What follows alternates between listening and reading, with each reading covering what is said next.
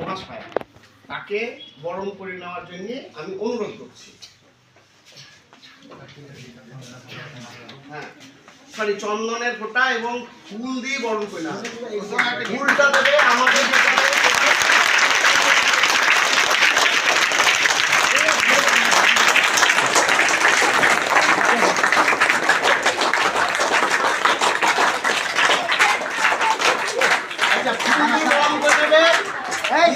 প্রধান শিক্ষক নিখিল দাস মহাশয়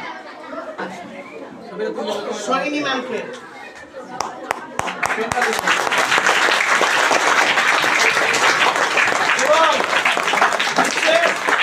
বিশেষ উপহার দেবে পেনটা দাও জগন্নাথ মন্ডল মহাশয়।